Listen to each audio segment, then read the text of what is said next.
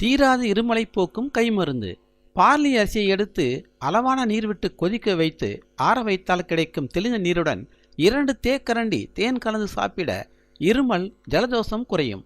தொண்டை புண்ணும் மாறும். 3 நாட்கள் இவ்வாறு தொடர்ந்து சாப்பிட குணம் கிடைக்கும். 2 சிட்டிகை சித்திரத்தை பொடியுடன் கொஞ்சம் கல்கண்டு பொடி 1 தேக்கரண்டி நெய் சேர்த்து குழைத்து சாப்பிட வறட்டு இருமல் குணமாகும். வெந்நீரில் தேன் கலந்து குடித்தால் ஜலதோஷம், இளைப்பு, நுரையீரலில் உள்ள சளி நீங்கி நலம் பெறலாம்.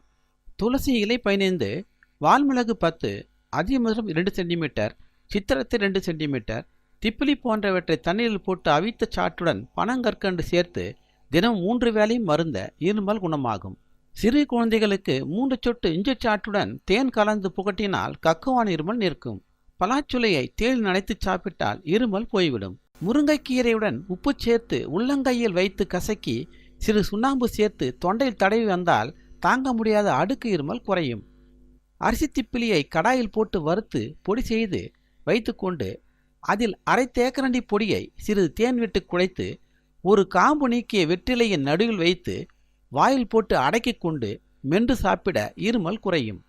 சதா இருமிக் கொண்டிருக்கும் குழந்தைகள், பெரியவர்கள் யாரும் இதை பயன்படுத்தி பயனடையலாம். துளசி சாற்றுடன் கற்கண்டை கலந்து சர்பத் போல காய்ச்சி வைத்துக்கொண்டு வயதுக்கு தகுந்தபடி சிறிதளவு எடுத்து 2 அல்லது 3 தடவைகள் கொடுக்க இருமல் குணமாகும். வறட்டு இருமலால் அவதிப்படுவோர் அதிமதுர வேரினை 1 துண்டு எடுத்து வாயிலிட்டு சுவைத்து வருவது நல்லது.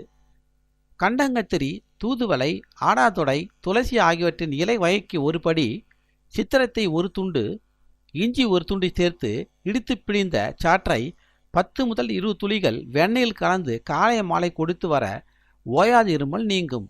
கபக்கட்டு, குழந்தைகளுக்கு காணும் கனைச்சூடு விலகும்.